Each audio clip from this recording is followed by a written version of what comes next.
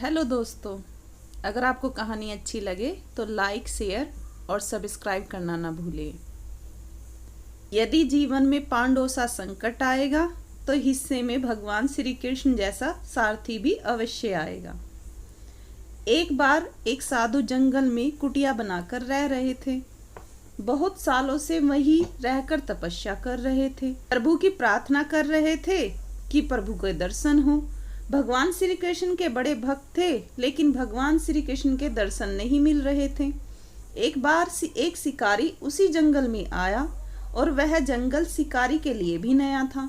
उसे किसी ने बताया कि इसमें बहुत सारे जानवर हैं। शिकारी शिकार की तलाश में पहुंच गया। जंगल में उसे एक कुटिया दिखाई दी। उसने दरवाजा खटखटाया और थोड़ा पानी और भोजन मिल जाएगा, उसने सोचा। अंदर से एक बाबा जी आए और बाबा जी ने कहा, बेटा कौन हो? तब शिकारी ने साफ साफ बताया कि बाबा जी, मैं एक शिकारी हूँ तथा जंगल में शिकार के लिए आया हूँ। फिर शिकारी ने बाबा जी से पूछा कि बाबा जी आप कौन हैं और यहाँ क्या कर रहे हैं? तब बाबा जी बोले, बेटा मैं एक साधु हूँ, तपस्या कर रहा हूँ। फिर शिकारी ने पूछा, बाबा जी आप क्या करते हो? शिकारी को तपस्या का ज्यादा जानकारी नहीं थी। वह तो शिकार करता था और जानवर पकड़ता था।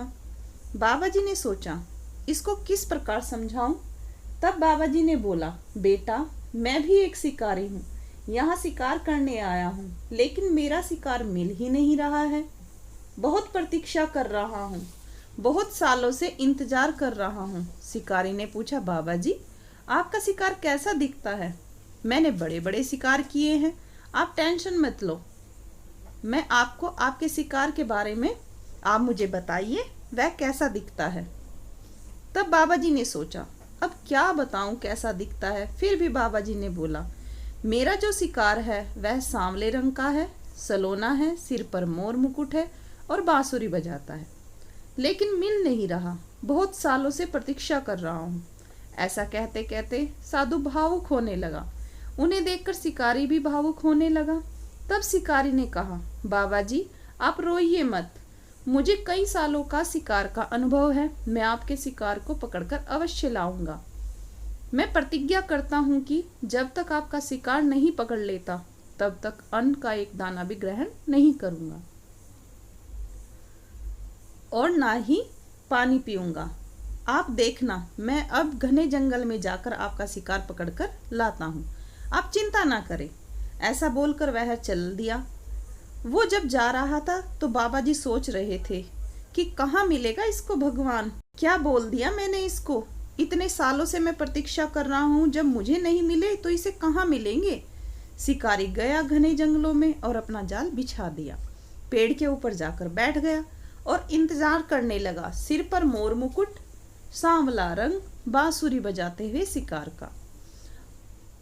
और ऐसा ही करते करते एक दिन बीता, 2 दिन बीता, 3 दिन बीता, 4 दिन बीत गए। वह भूखा प्यासा प्रतीक्षा कर रहा था। बस यही सोच रहा था कि एक बार शिकार आए और फंस जाए और बाबा जी के पास लेकर चलूं। वह बहुत परेशान था। जब 4 दिन हुए तो भगवान को लगा कि ये तो जाने का नाम ही नहीं ले रहा है, टस से मस नहीं हो रहा है, बैठा है मेरी प्रतीक्षा में। तो भगवान उसी रूप में प्रकट हुए, सिर पर मोर मुकुट, हाथ में बांसुरी, जैसा कि बाबा जी ने बताया था। खुद चलकर ही जाल में फंस गए। शिकारी की आंख लगी हुई थी, वह सो रहा था। अचानक से उसकी आंख खुली तो उसने देखा शिकार तो मिल गया, फंस गया। दौड़कर पेड़ से नीचे उतरा और कंधे पर जाल उठाकर बाबा जी की कुटिया की ओर दौड़ने लगा और कहने लगा, बस बहुत दिन के बाद मिले हो, जाने नहीं दूंगा। तुम्हें पता है बाबा जी बहुत परेशान है। ले जाकर कुटिया के सामने रख दिया। दरवाजा खटखटाया तथा चिल्लाने लगा, शिकार मिल गया बाबा जी, शिकार मिल गया, आपका शिकार मिल गया। जब बाबा जी ने दरवाजा खोला तो सामने साक्षात प्रभु श्री कृष्ण उसी रूप में खड़े थे जो रूप बाबा जी ने शिकारी को बताया था। बाबा जी ने प्रभु के चरण पकड़ लिए और हाथ जोड़कर बोले, प्रभु इतने वर्षों से आपकी प्रतीक्षा कर रहा था, आपने दर्शन नहीं दिए। इस शिकारी को आप कहाँ मिल गए?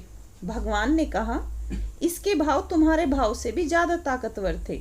ये संपूर्ण भाव से मेरी प्रतीक्षा कर रहा था। तुम तो जब मेरी तपस्या करते थे तो तुम्हारे मन में कुछ ना कुछ ख्याल आ जाता था, कुछ विचार आ जाता था, परंतु इसके मन में 4 दिन से उसी रूप की प्रतीक्षा कर रहा था, ऐसा कोई दिख जाए और मैं लेकर चलूं बाबा जी के पास। इसकी भक्ति से मैं प्रसन्न हुआ और साक्षात दर्शन दिए। बाबा जी ये सब देखकर बहुत भावुक हुए और हाथ जोड़कर कहने लगे, प्रभु आपकी माया कोई नहीं समझ पाया। जीवन में संपूर्ण भाव होना अति आवश्यक है। अगर संपूर्ण भाव हो तो भगवान के दर्शन भी संभव है।